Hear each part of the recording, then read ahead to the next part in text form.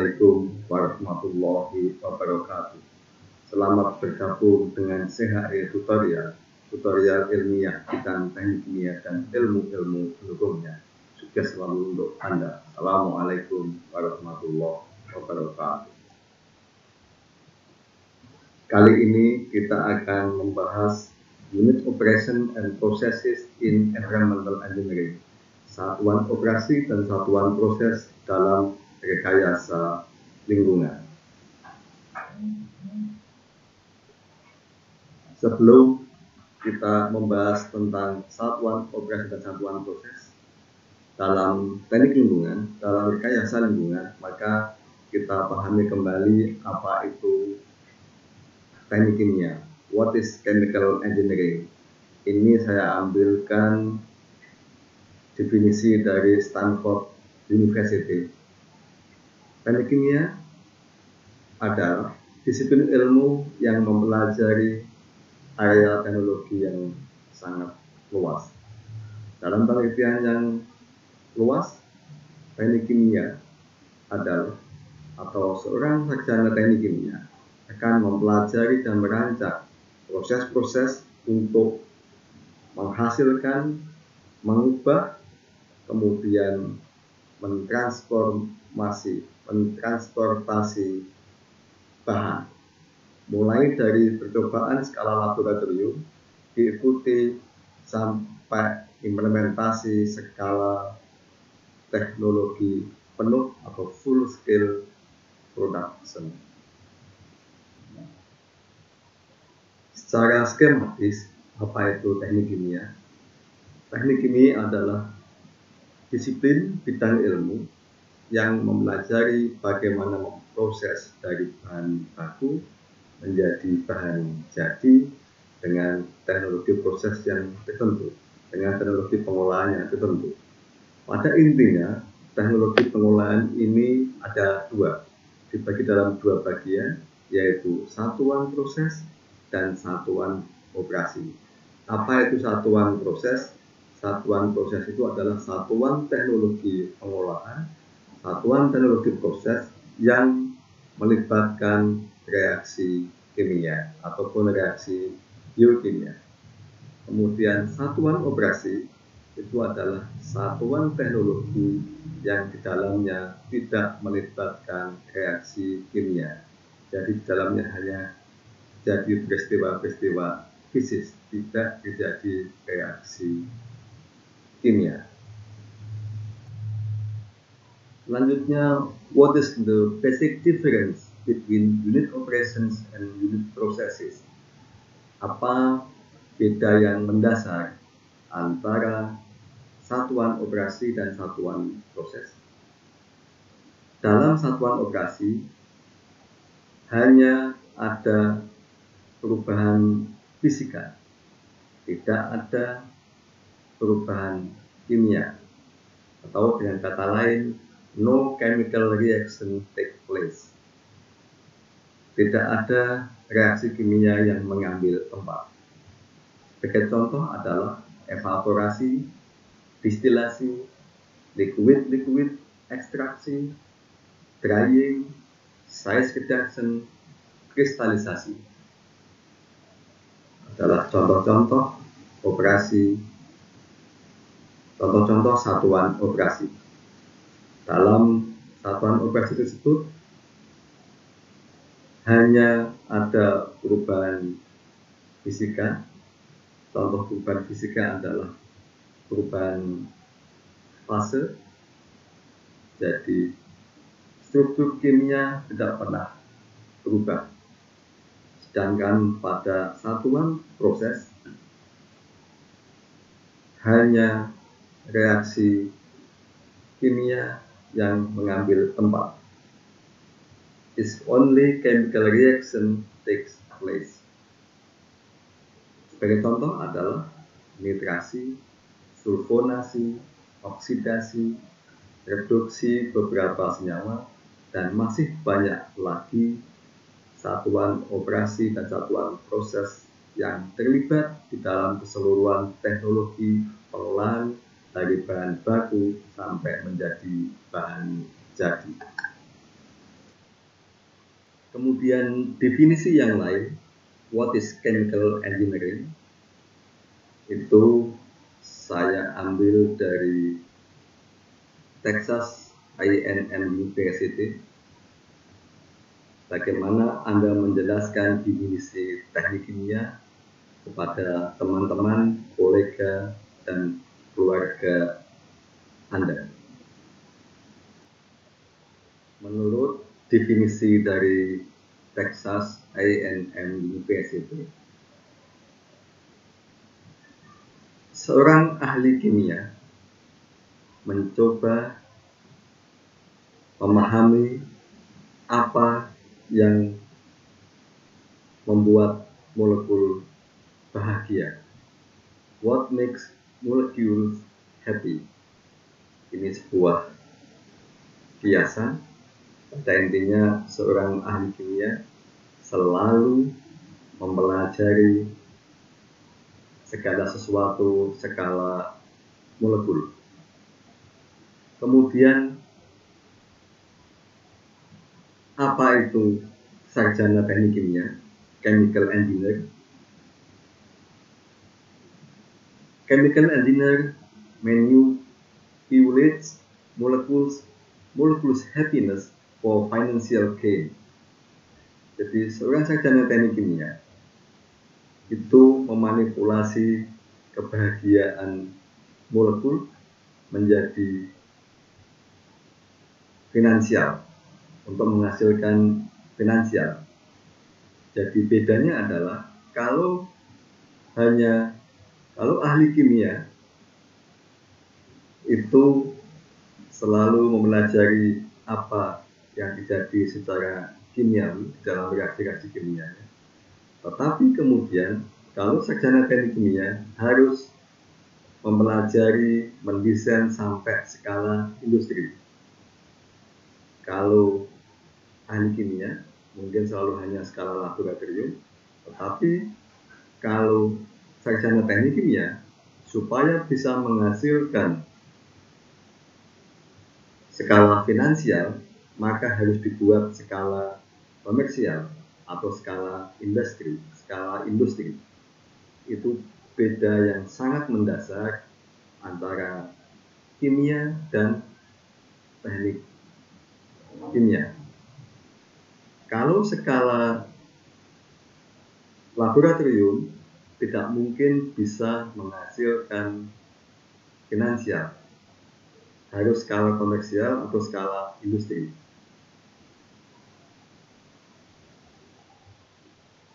Kemudian lebih luas lagi definisi sebagai seorang sarjana teknik kimia, itu bagaimana memanipulasi pengetahuan kita tentang reaksi kimia, tentang molekul, dan sebagainya untuk menghasilkan teknologi-teknologi baru untuk memecahkan masalah-masalah yang besar yang dihadapi oleh manusia. Jadi ini lebih luas lagi, banyak sekali teknologi baru yang terlibat yang sedang di hadapan kita, yang harus kita selesaikan dengan bidang ilmu teknik kimia. Ini kembali skematis yang membedakan antara kimia dan teknik kimia. Kalau secara sains, itu contohnya adalah fisika, kimia, biologi. Kemudian beda antara kimia dan teknik kimia adalah multi scale. Ini contohnya adalah kalau kimia hanya skala laboratorium, kemudian teknik kimia harus skala industri.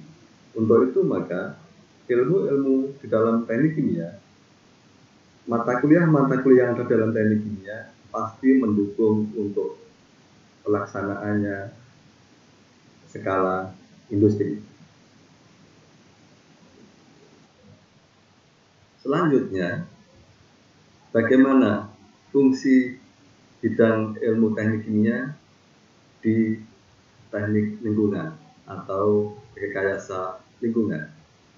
Jadi peran sarjana teknik kimia adalah sangat penting di dalam environmental engineering. Sangat-sangat penting, bahkan dengan basic ilmu teknik kimia akan sangat-sangat bermanfaat untuk memahami apa itu rekayasa lingkungan. Di dalam rekayasa lingkungan juga sama intinya, bahwa ketika kita mengolah sesuatu, suatu contoh adalah ketika kita mengolah limbah dari bahan baku limbah, kemudian menjadi limbah yang telah terolah, kita akan membutuhkan teknologi proses pengolahan limbah. Kemudian, teknologi proses pengolahan limbah juga sama, dapat dibagi menjadi dua bagian, yaitu unit processes dan unit operation. Kemudian sama saja, unit processes itu adalah satuan teknologi yang melibatkan reaksi kimia. Kemudian satuan operasi itu adalah satuan teknologi yang tidak melibatkan reaksi kimia.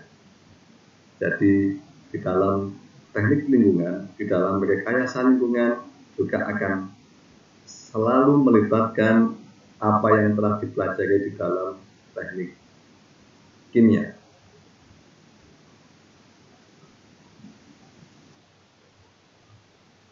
Kali ini secara sepintas akan dijelaskan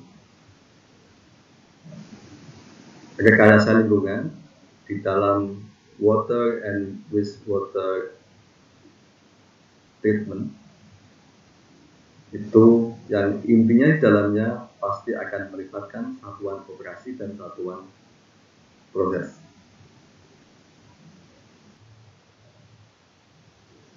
Sebagai contoh adalah penggunaan satuan operasi dan satuan proses dalam water treatment. Pada intinya, bahan baku, apakah itu air laut, apakah itu air sungai, apakah itu air danau, dan sebagainya. Kemudian ketika kita akan olah menjadi apakah itu drinking water, apakah itu domestic water, apa air proses, atau cooling water, kettle, dan sebagainya, maka kita akan membutuhkan teknologi pengolahan. Kemudian, apakah teknologi pengolahannya? Maka dapat dibagi menjadi dua bagian, yaitu teknologi pengolahan yang masuk kelompok satuan proses dan teknologi pengolahan yang masuk ke dalam kelompok satuan operasi. Kemudian contoh satuan proses adalah koagulasi, pelunaan, presipitasi, aerasi, disinfeksi, ion exchange, dan masih banyak lagi. Kemudian satuan operasi, mixing, sedimentasi, filtrasi, adsorpsi, flokkulasi, deaerasi, dan sebagainya. Masih banyak lagi contohnya. Kita lihat skema di sini, maka ketika kita mau mengolah, teknologi pengolahan yang dilibatkan pasti harus tergantung kepada bagaimana kualitas bahan bakunya. Kemudian selanjutnya adalah bagaimana kualitas produk yang diharapkan. Oleh karena itu, maka pemahaman tentang karakteristik bahan baku, kemudian karakteristik dari produknya menjadi hal yang sangat-sangat penting, supaya kita bisa menempatkan teknologi pengolahan dengan tepat.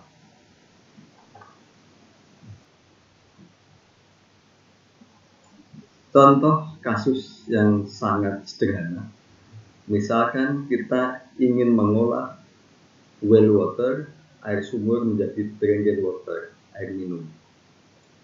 Kita pahami dulu apa itu kualitas bahan bakunya. Jadi kembali lagi, dari well water ingin menjadi drinking water, itu Apa teknologinya? Maka kita lihat dulu bagaimana kualitas dari air sumbernya. Selanjutnya, bagaimana kualitas dari spesifikasi dari produknya atau drinking waternya. Bahan baku intinya supaya bisa menjadi drinking water, maka dia harus yang namanya bebas bakteri. Di dalamnya bahan bakunya mengandung bakteri, selanjutnya ingin bebas bakteri. Jadi kembali lagi, spesifikasi bahan bakunya mengandung bakteri, spesifikasi produknya tidak boleh mengandung bakteri. Kalau begitu, teknologi pengolahannya adalah harus ada satuan teknologi yang bisa menghilangkan bakteri. Apakah satuan teknologi yang bisa menghilangkan bakteri? Yaitu yang namanya adalah disinfeksi. Satu tahap saja cukup dengan satu satuan operasi bisa menghilangkan atau mengolah dari bahan baku menjadi bahan jadi, menjadi produk, yaitu yang namanya disinfeksi atau membunuh kuman. Membunuh kuman banyak metodenya, bisa dengan ozonasi, bisa dengan ultraviolet, bisa dengan menggunakan bahan kimia oksidator seperti metode klorinasi. Jadi kalau nanti disinfeksi menggunakan klorinasi, jadi melibatkan bahan kimia, maka disinfeksi masuk ke dalam kelompok satuan proses. Kalau disinfeksi hanya meningkatkan suhu, misalkan saja dengan mendidihkan, atau kemudian juga dengan menggunakan ultraviolet, maka disinfeksi masuk dalam satuan operasi. Jadi disinfeksi bisa masuk pada satuan operasi, bisa juga masuk dalam satuan proses, tergantung pada metode disinfeksi yang digunakan. Jadi ini contoh sederhana betapa mengolah air dari bahan baku menjadi produk itu tergantung kepada kualitasnya. Teknologi tergantung pada kualitas bahan baku dan kualitas produk yang diharapkan. Ini adalah contoh sederhana penggunaan satuan operasi dan satuan proses di dalam rekayasa lingkungan. Kemudian selanjutnya kita akan memberikan beberapa contoh flow diagram dalam pengolahan air. Nanti sebenarnya ada bisa water treatment, juga waste water treatment. Kembali lagi tergantung pada bagaimana kualitas bahan baku, kemudian bagaimana kualitas produk yang diharapkan, kemudian bagaimana teknologi pengolahannya. Berikut ini akan diberikan beberapa contoh flow diagram untuk water treatment. Berikut adalah contoh water demineralization plant. Plan untuk demineralisasi air atau penghilangan mineral dari air.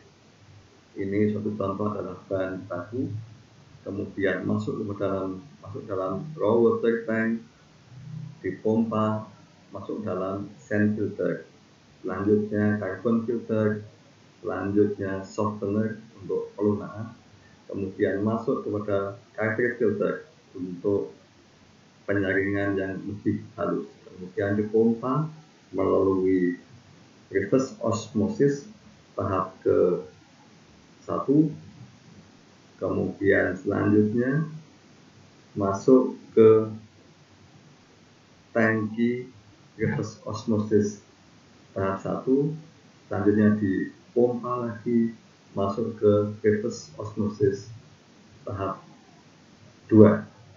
Ini sudah mendapatkan pure water, air murni atau bebas mineral. Kita pahami bahwa di sini yang paling inti adalah reverse osmosis.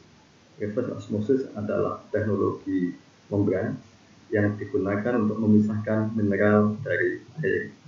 Ini kemudian bila digunakan 2 tahap, maka bisa menghasilkan air murni yang bebas mineral. Ini sebuah contoh paket teknologinya, flow diagramnya, bagaimana mengolah dari bahan baku menjadi air bebas mineral. Contoh berikutnya itu adalah flow diagram untuk air minum dalam kemasan, bottled water dari air sumur.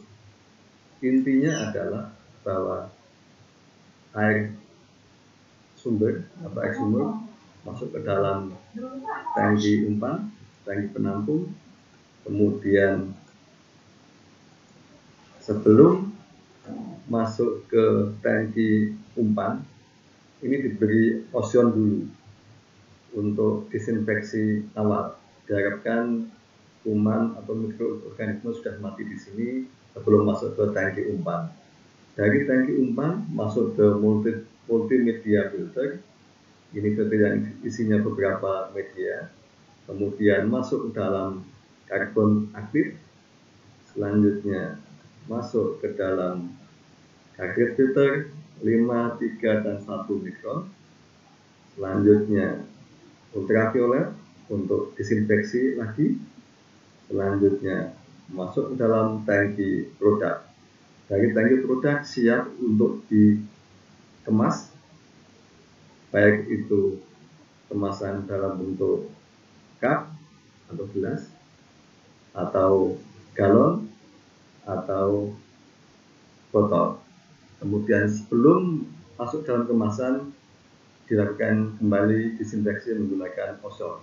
Jadi di sini disinfeksi ada 3 kali, ozon yang ke-1, kemudian menggunakan ultraviolet, selanjutnya adalah ozon yang kedua. Ini diagram umum pengolahan air minum dalam kemasan dari bahan baku air sumber. Kemudian selanjutnya ke depan yang paling penting adalah kita memahami filosofi dari masing-masing satuan operasi dan satuan proses. Kemudian kalau kita memahami dengan baik masing-masing satuan operasi dan satuan proses, maka kita akan bisa menempatkan pada posisi mana di satuan pengolahan itu dengan tepat. Ini contoh yang lebih lengkap dari bahan baku umpan air sungai, kemudian diolah menjadi air umpan boiler dan air proses, sehingga melibatkan satuan operasi dan satuan proses yang cukup banyak. Maka di sini air umpan dari air sungai masuk dulu ke dalam mixing tank. Dalam mixing tank ditambahkan alum atau koagulan, tambah flocculant, tambah NaOH, tambah juga ini ada carburet untuk mematikan kuman dari awal. Kemudian setelah itu masuk ke dalam clarifier, bak pengendapan. Dari bak pengendapan muncul endapan atau slab. Ini masuk dalam slab basin. Kemudian bagian bawah dari slab basin itu menjadi slab, solid slab, padatan lumpur yang sudah memadat. Kemudian dari clarifier ini masuk cairan yang sudah jernih masuk ke dalam sand filter, saringan pasir. Setelah sand filter masuk filtered water tank, jadi masuk tangki air yang telah difiltrasi. Dari sini sudah bisa dimanfaatkan sesuai dengan kebutuhannya. Misalkan untuk water for service, misalkan saja dipakai untuk menyirami tanaman, untuk domestik, mandi, cuci, kasur, dan jenisnya. Kemudian bisa dipakai untuk cooling water, bisa juga dipakai untuk sanitasi. Selanjutnya dari filtered water tank, tangki air yang telah terfiltrasi, masuk kepada unit demineralisasi. Unit demineralisasi itu melalui karbon filter dulu. Selanjutnya adalah cation exchanger, penukar kation. nuklear kation ini akan bisa menghilangkan Ca2+, Mg2+, Na+, K+, Fe2+, Mn2+, dan Al3+. Kemudian masuk ke dekarbonator untuk menghilangkan CO2. Selanjutnya masuk ke anion exchanger untuk menghilangkan anion, yaitu Cl-, NO3-, SiO3-. Dari sini kemudian masuk lagi ke dalam deaerator. Masuk dalam deaerator ini intinya adalah menghilangkan oksigen yang mungkin masih ada di dalamnya. Maka ditambahkan oxygen fixation. Itu untuk pengikat oksigen, antara lain adalah hidrasi. Selanjutnya adalah setelah deaerator masuk ke chemical injection unit. Ini adalah anti-scalant agent. Jadi di sini karena akan dipakai sebagai bahan baku umpan boiler, maka ditambahkan zat yang bisa mengendapkan kalau mungkin masih ada padatan yang dilewatkan. Sebagai anti-scalant agent itu ditambahkan satu contoh adalah senyawa fosfat. Jadi zat anti kerak atau anti-scalant agent ini maknanya adalah padatan yang mungkin masih ada akan bereaksi dengan senyawa fosfat, kemudian dia tidak akan mengendap, dia akan selalu dalam posisi soluble, sehingga dia tidak akan membentuk kerak dalam pipa. Dari sini sudah bisa dipakai sebagai bahan baku boiler dan juga air proses. Kemudian satu lagi contoh dalam water treatment proses ini banyak dilakukan di PDAM. Intinya adalah air sungai kemudian masuk dalam bak koagulasi flokkulasi sebelumnya ditambahkan koagulan dulu. Di sini terjadi koagulasi dan flokkulasi, kemudian muncul endapan dipisahkan di dalam bak sedimentasi. Bak sedimentasi kemudian nanti endapannya dipisahkan, air yang sudah jernih kemudian masuk dalam unit filtrasi. Sebelum masuk dalam unit filtrasi ditambahkan dulu polimer. Ini adalah untuk membantu proses flokkulasi lanjut. Jadi padatan yang masih tersisa kemudian tambahkan polimer, dia akan membentuk flok yang lebih besar, kemudian dia akan dengan mudah untuk difiltrasi.